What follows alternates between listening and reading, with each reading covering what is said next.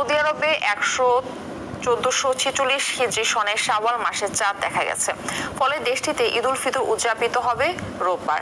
শনিবার insight the হারামাইন এই তথ্য নিশ্চিত করে। এদিকে সৌদি আরবে চাঁদ দেখা গেলেও ওমান ও অস্ট্রেলিয়াতে চাঁদ দেখা না যাওয়ায় দেশ দুটিতে ঈদ উল ফিতর উদযাপিত হবে আগামী সোমবার। ইমতিয়াজ আহমেদের রিপোর্ট।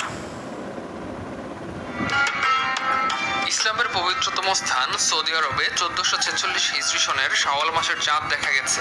ফলে দেশটিতে পবিত্র ঈদ উল ফিতর উদযাপিত হবে রোববার। শনিবার দুই মসজিদ ভিত্তিক ওয়েবসাইট ইনসাইড দ্য হারামাইন এই তথ্য নিশ্চিত করে।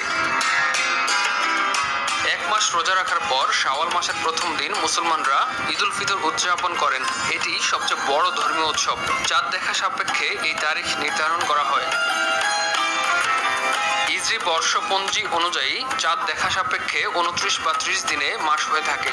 29 রমজান শেষে যদি চাঁদ দেখা যায় তাহলে পরদিন ঈদ উল ফিতর উদযাপিত হয়, আর চাঁদ দেখা না গেলে ঈদ উল ফিতর উদযাপিত হয় 30 রমজান শেষে। তবে রোববার সৌদি আরবে ঈদ উদযাপিত হলেও ওমান ও অস্ট্রেলিয়া আগামী সোমবার ঈদের ঘোষণা দেওয়া হয়েছে।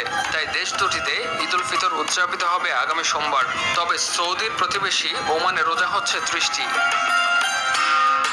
ইমতিয়াজ আহমেদ, RTV।